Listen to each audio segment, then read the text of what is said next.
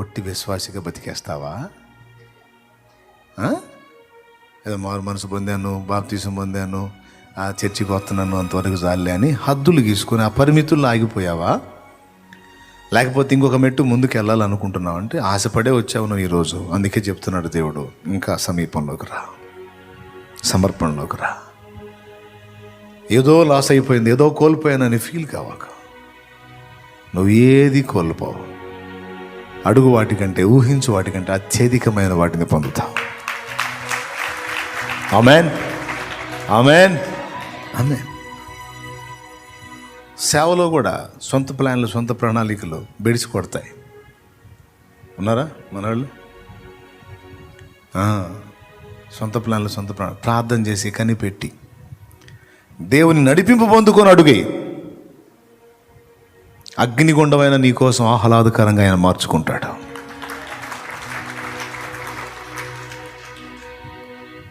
తపనగా తొందరగా పరిగెత్తవద్దు. కనిపెట్టు, ప్రార్థన చేయి. దేవుని మెల్లనైన స్వరం వినటానికి కాస్త కాచుకో. ఇది నాటి భక్తి సాధన. మొంగమూరి దేవదాసయ్య గారు నేర్పిన, సహోదరులు భక్త సింగ్ గారు నేర్పిన, జో గారు నేర్పిన, వారి నాన్నగారు డానియల్ గారు నేర్పిన ఎల్ఈఎఫ్ ఫెలోషిప్, వాళ్ళు ఎవరు నేర్పినా దేవుని దగ్గర కనిపెట్టు, దేవుని స్వరం, దేవుని నడిపింపు పొందు. దేవుడు నీకు ఆలోచన చెప్పిన దాకా నువ్వు కదలొద్దు, కాచుకో. ఇప్పుడు అంత ప్రశాంతత ఎవరుకుందండి? బుర్రకు దోసినట్టు పరిగెత్తడం, మొహం పగల కొట్టుకొని కూర్చోవటం. దేవునికి స్తోత్రం కలుగును గాక. సాధన చేయాలి. ఏమేమి విడిచిపెట్టాలి? వరుసగా చెప్పండి. మొట్టమొదటిది సమస్తం. అంటే నిన్ను దేవుణ్ణి వెంబడించకుండా అడ్డగించేది ఏదైనా పక్కగా పెట్టబడాల్సిందే. నీ విశ్వాసాన్ని చెడగొట్టేది ఏదైనా, యేసును నీకు దూరం చేసి నీ విశ్వాసాన్ని దెబ్బతీసి నిన్ను నరకానికి తురిసే విధంగా సిద్ధమైంది ఏదైనా, ఎంతటిదైనా పక్కగా పెట్టబడాలి. రెండవది స్వీయ ఘనత, స్వీయ మహిమను వదిలి దేవుని సన్నిధిని, దేవుని పనిలో తన్ను తాను తగ్గించుకోవాలి. రైట్. మూడవది సొంత ప్రణాళికలు, సొంత కలలు నెరవేర్చుకోవడానికి కాదు, దేవుని ఆలోచనలు, దేవుని ప్రణాళికలు నెరవేర్చడానికి అప్పచెప్పుకోవాలి. 3. నాలుగవది రహస్య పాపములను విసర్జించాలి.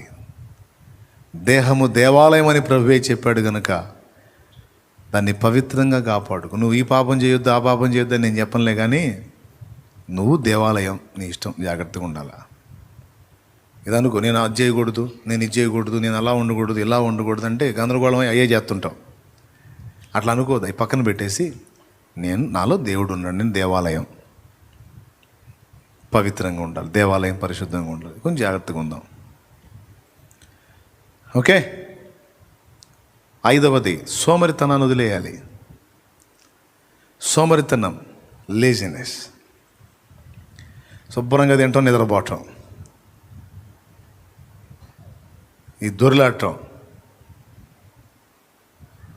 ఉతకం మీద తలుపు తిరుగును, పడక మీద సోమరి తిరుగును. అయిపోయింది ప్రసంగం. మీరేం టెన్షన్ పడకండి, ఇది ఇంకెంతసేపు తింటాడో అని. దేవునికి మహిమ కలుగును గాక. చెప్పండి, గట్టిగా చెప్పండి. ఉతక మీద ఏం తిరుగును? తలుపు తిరుగును, పడక మీద సోమరి తిరుగును. కొంతమంది ఎట్టుంటారంటే కాస్త అంత ఆహారం పడంగానే ఇక దొర్లాడుతూ ఉంటారు. అరిగిన దాకా దొర్లాడతారు, అరంగానే మళ్ళీ తింటుంటారు.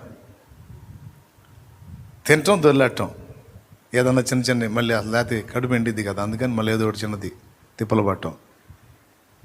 కష్టపడరు, శ్రమపడరు, ప్రయాసపడరు, ప్రార్థనలో పెనుగులాడరు, ప్రకటించడానికి పరిగెత్తరు, దేవుని సన్నిధిలో దేవుని పని కొరకు కష్టపడరు.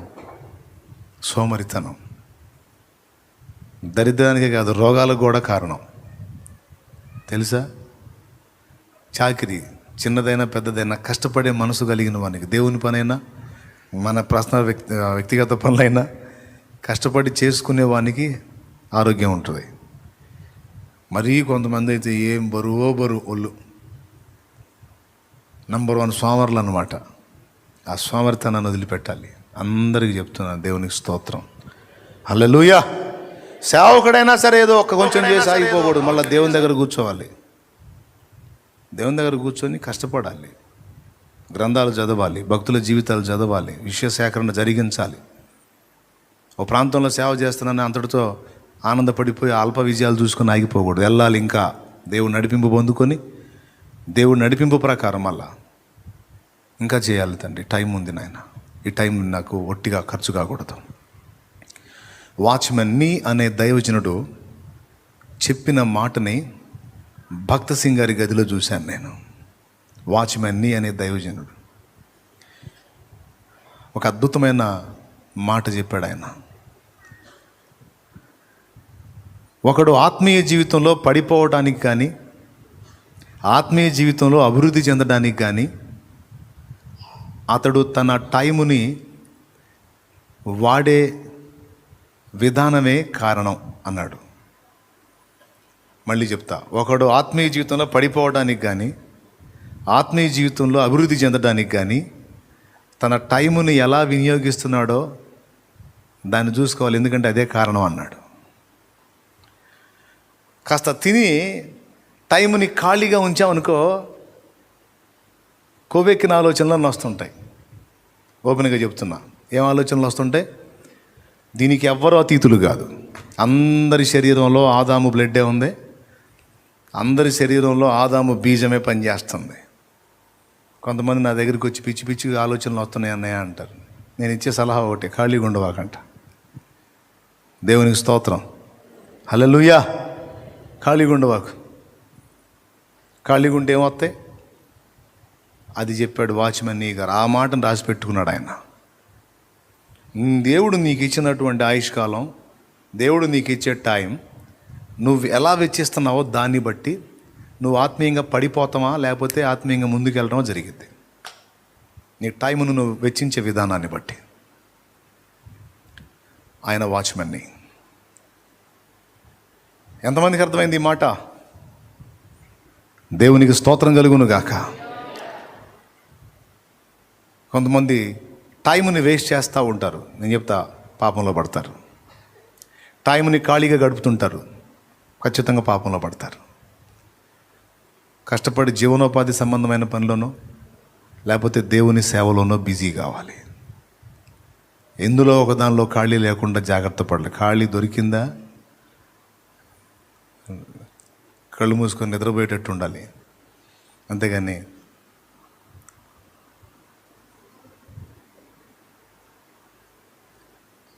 ఈ ఫోజ్ వేసావు అనుకో కథం. ఇకంతే, డౌట్ లేదు, ఖచ్చితంగా పాపం చేస్తావు. ఆ ఛాన్స్ ఇవ్వద్దు, అది చెప్పాడు అక్కడ.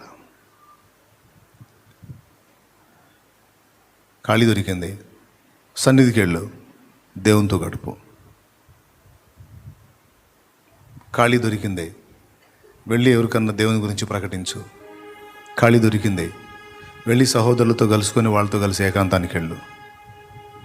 నువ్వు టైంని ఎలా బ్యాలెన్స్ చేస్తున్నావో అదే నీ ఆత్మీయ జీవితం పతనం కావటానికైనా అభివృద్ధి చెందడానికైనా.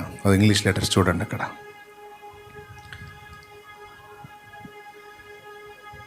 ఈ మెసేజ్ అలానే ఉంటుంది నెట్లో, తప్పకుండా ఇవన్నీ మళ్ళా వినండి. దేవుని కొరకు ఒక మంట మండటానికి వాడబడతారు, మండిస్తుంది ఉపదేశం. దేవునికి స్తోత్రం కలుగును గాక, హల్లెలూయా. లోకంలో చాలామంది ఇప్పటికే స్పిరిచువల్గా చచ్చిన స్థితిలోకి వెళ్ళిపోయారు. మీరు వెళ్ళకండి. చావునై ఉన్న మిగిలిన వాటిని నువ్వు బ్రతికించమని ఎవరికి చెప్పాడు? 5వ సంఘానికి, సార్దిస్లో ఉన్న సంఘపు దూతకి ఇలాగు రాయుము, జీవించుచున్నావన్న పేరు మాత్రం ఉన్నదే కానీ నీవు మృతుడవే అని చెప్పి ముందు నువ్వు సరి చేసుకొని నువ్వు మారు మనసు పొంది నువ్వు ముందు బతికి చావనై ఉన్న మిగిలిన వాళ్ళని బతికించు. కొంతమంది ఉన్నారు, కొంతమంది ఇప్పటికే తేడా పడ్డారు, వాళ్ళని తిరిగి సరి చేయమని లైన్లో తీసుకురమ్మని దేవుడు మాట్లాడాడు. అలాగే మీరు చచ్చినటువంటి చేపల వల్ల లోకంలో కొట్టుకొని పోకుండా బ్రతికిన చేప ఏటికి ఎదిరీదినట్టుగా లోకానికి ఎదిరీది ఆత్మీయతను మీలో బ్రతికించుకోండి. మిగిలిన వాళ్ళు కూడా బ్రతికించడానికి ప్రయత్నం చేయండి. దేవుడు మనందరికీ తోడై ఉండునుగాక.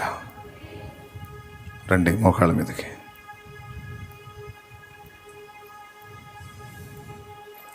ప్రార్థన చేద్దాం.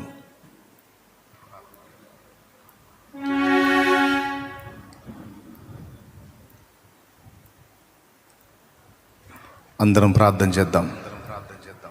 మోకాళ్ళ మీదకి వచ్చేసేయండి. సోమరితనాన్ని విసర్జించండి.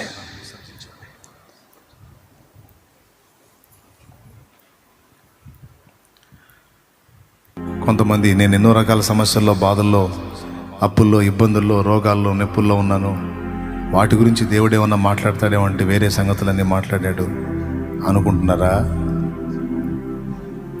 ఏది ప్రాముఖ్యమో దాన్ని చెప్తాడు దేవుడు. నువ్వు దృష్టి పెట్టాల్సిన దాని మీద దృష్టి పెడితే నీకు కావాల్సిన వాటి సంగతి దేవుడు చూసుకుంటాడు. అది విషయం. తెలుసుకో. మోకాళ్ళు వేయాలి, మోకాళ్ళు వేయాలి, మోకాళ్ళు వేసి ప్రార్థన చేయాలి. తర్వాత రాసుకుందాం. లేదు మోకాళ్ళు అందరూ ప్రార్థన. మోకాళ్ళ మీద ఉండగలిగిన వాళ్ళందరూ చక్కగా మోకాళ్ళు వేసి నిలువు, మోకాళ్ళు వేసి నిలబడి ప్రభువుకు ప్రార్థన చేయండి. నువ్వు ఏదో కోల్పోతున్నావు, ఏదో నష్టపోతున్నావు, ఏదో అయిపోతుంది, ఏదో జీవితం ఏదో అయిపోతుంది.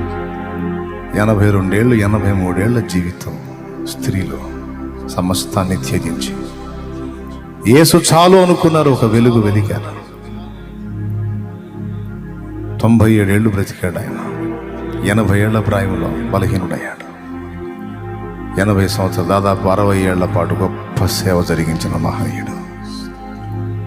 భక్తుల జీవితాల నుంచి పాఠం నేర్చుకుందాం, మారు మనసు పొందుతాం, సరిదిద్దుకుందాం, ప్రభువును ప్రేమించి ప్రభు కొరకు బ్రతుకుదాం.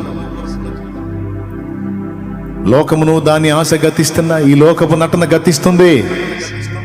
ప్రభువు చిత్తం ఎరిగి అది నెరవేర్చేవాడు నిరంతరం నిలుస్తాడు. చెప్పబడిన వాటిలో ఏవేవి లోపాలు ఉన్నాయో మనలో దిద్దుకుందాం, సరి చేసుకుందాం. సొంత కళలు, సొంత ప్రణాళికల్ని పక్కన పెట్టేద్దాం. దేవుని ఉద్దేశాలు, దేవుని ఆలోచనలు నెరవేరుద్దాం, దేవుని సంకల్పాలు నెరవేరుద్దాం. దిద్దుకుందాం. ఈరోజు దిద్దుకుందాం. సోమరితనాన్ని కట్టిపెడదాం. బద్ధకత్వాన్ని, లేజినెస్ని తీసేద్దాం. శ్రమ పడే మనసును ఆయుధముగా ధరించుకుందాం.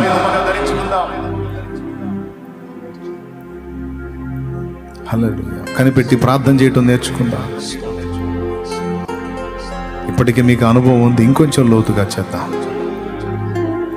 ప్రభు ఇంకేమి చెప్పునో, వాక్యం ఏం చెబుతుందో వాక్య ప్రకారం అడుగు ముందుకేద్దాం. దేవుని ప్రేరణ పొంది దేవుని ఆలోచనలో నడిపించబడదాం. దేవుని కొరకు మనల్ని మనం తగ్గించుకుందాం, మనల్ని మనం ఉపేక్షించుకుందాం, సిలువనెత్తుకుందాం. ప్రభు మనకు బలమిచ్చువాడు.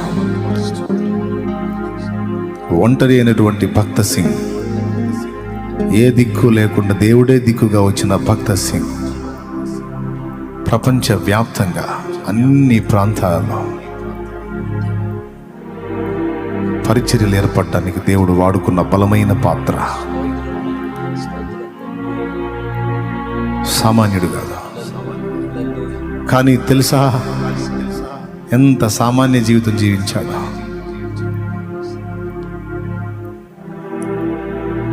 తన కొరకు ఏ ఆస్తి సమకూర్చుకోలేదు, తన కొరకు ఏమీ దాచుకోలేదు, తన వారికి కూడా ఏ ఆస్తులు పంపిణీలు చేయలేదు, ఏ ఆస్తి పంపకాలు చేయలేదు.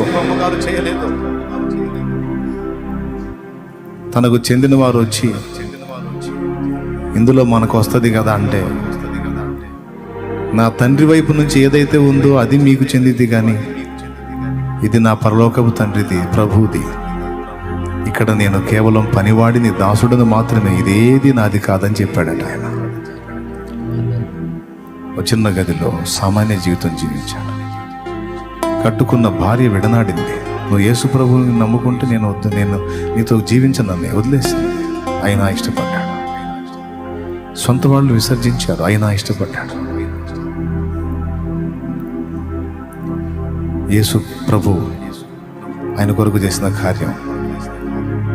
సహోదరులు భక్త సింగ్ కన్ను మూసినప్పుడు లక్షల కొలది జనం, అప్పటి రోజుల్లో 2000 సంవత్సరాల్లో లక్షల కొలది జనాలు ఇసుక వేస్తే రాలనట్టుగా లక్షలాది మందికి తండ్రి, సహోదరుడు, ఆత్మీయ నాయకుడు, ప్రార్థనా యోధుడు, అలుపెరగని సేవకుడు, విశ్వాస వీరుడు, దేవుణ్ణి అడగాలి, దేవునికే ప్రార్థన చేయాలి, దేవుని దగ్గరే చేయి చాపాలి, మనుషుల దయ కొరకు మనుషులను యాచించకూడదు, మోకాళ్ళు నీ ప్రభువుని అడగాలి, ప్రభు దగ్గర పొందాలి. విశ్వాసాన్ని నేర్పినటువంటి యోధుడు. ప్రార్థన చేద్దాం. దేవా, భక్తుల అనుభవాలు మాకు చెప్తున్నావు, మేము నేర్చుకుంటున్నాం తండ్రి. ఇంకా నేర్పండి దేవా, మాకు నేర్పండి. మా బ్రతుకులు మీ వశంలోకి తీసుకోండి.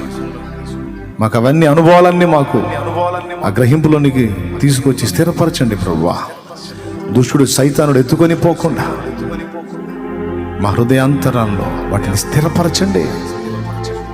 నీకు స్తోత్రాలు, వందనాలు, కృతజ్ఞతలు. హల్లెలూయా, హల్లెలూయా. Praise the Lord. స్తుతి స్తోత్రం ప్రభువా, నీకు స్తుతి స్తోత్రం. మనవులు గైకొని జవాబు దయచేసి వారిని విశ్వసించి స్తుతిస్తూ ఆ బిడ్డల్ని ఆత్మీయంగా బలపరిచి అనేకుల కొరకు త్రోవ చూపే నక్షత్రాలై నిరంతరం ప్రకాశించే కృప దయచేదు అని విశ్వసించి స్తుతిస్తూ యేసు నామములో నేను మహిమపరచుకుంటున్నాం తండ్రి. ఆమేన్.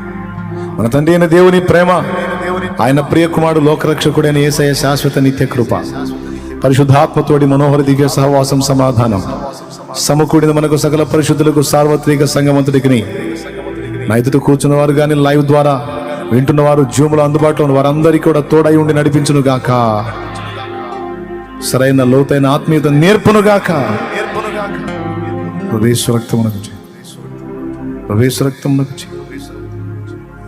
ప్రవేశనామను సంపూర్ణ విజయం కలుగును గాక. ఆమేన్. హల్లెలూయా, హల్లెలూయా, హల్లెలూయా. ఇది నీవిచ్చిన జీవితం, నీ పాదాలకే అంకితం.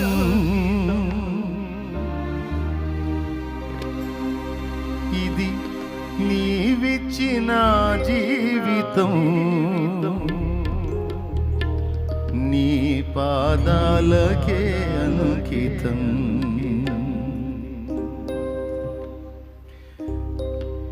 నీ కృపచేతనే నన్ను బ్రతికించితివి యేసయ్యా. నీ కృపచేతనే నన్ను బ్రతికించితివి యేసయ్యా. ఇది నీవిచ్చిన జీవితం, నీ పాదాలకే అంకితం. ఇది నీవిచ్చిన జీవితం,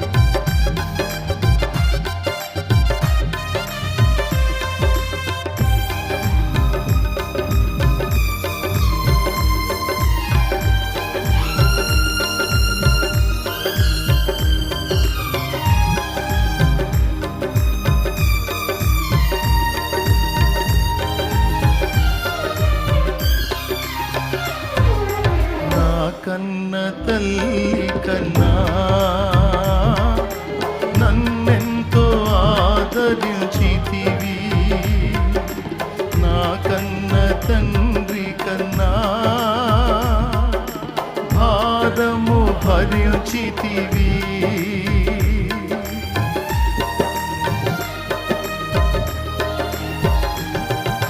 నా కన్న తల్లి కన్నా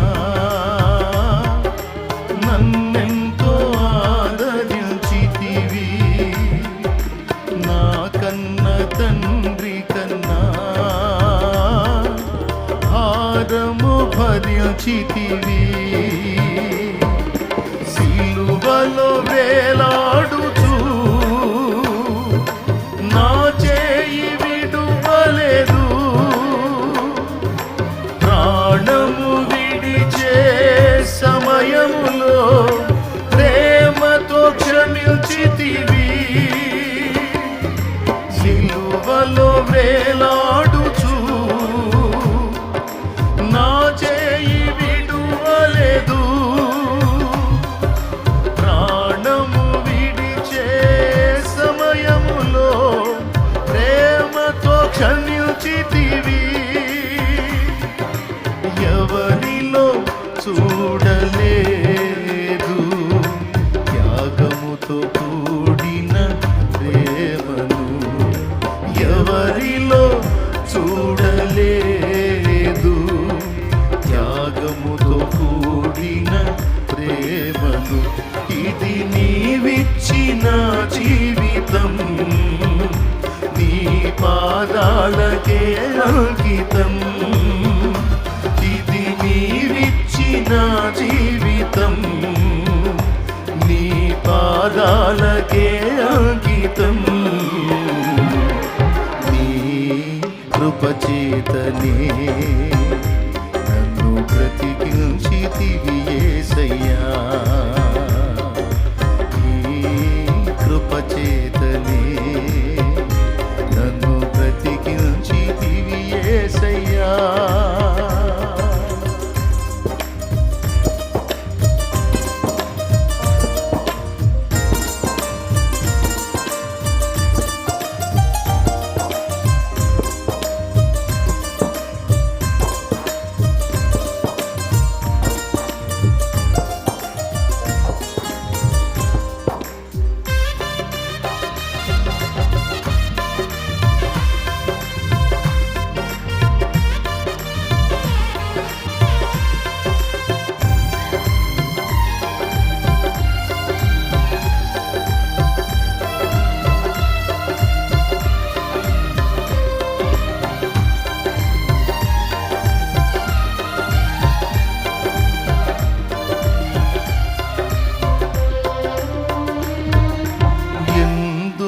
నన్నింతగా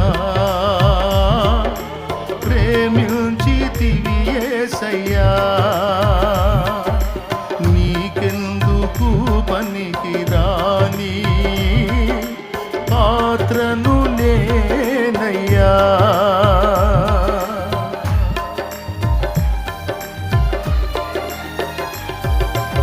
ఎందుకో నన్నింతగా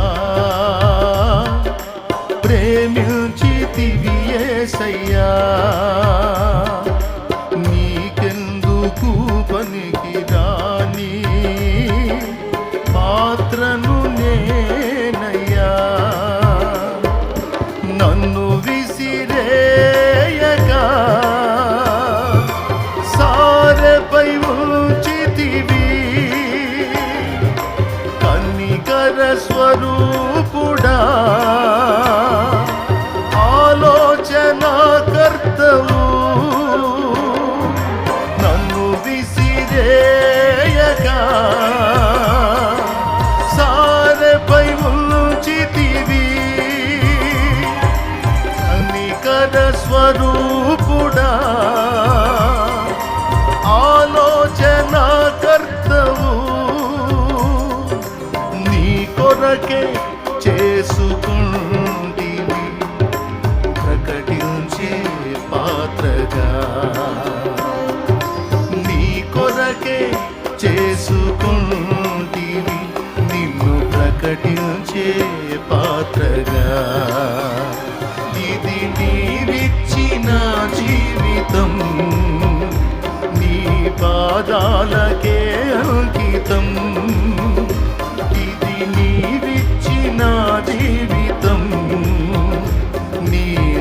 పాదాలకే అంకితం. నీ కృపచేతనే నన్ను బ్రతికించితివి యేసయ్యా. నీ కృపచేతనే నన్ను బ్రతికించితివి యేసయ్యా. ఇది నీవిచ్చిన జీవితం. పాడదాం. నీ పాదాలకి అంకితం. నిజమేనా? ఇది నీవిచ్చిన జీవితం, నీ పాదాలకే అంకితం. నీ కృపచేతనే నన్ను బ్రతికించితివి యేసయ్యా. నీ కృపచేతనే నన్ను బ్రతికించితివి యేసయ్యా. ఇది నీవిచ్చిన జీవితం. అందరూ పాడదాం. నీ పాదాలకి అంకితం. మనస్ఫూర్తిగా నీవిచ్చిన అంకితం చేయి నీ జీవితాన్ని. నీ పాదాలకి అంకితం.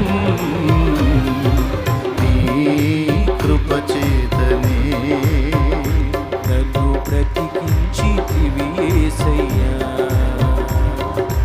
ఎందుకో నన్నింతగా ప్రేమించితివి యేసయ్యా.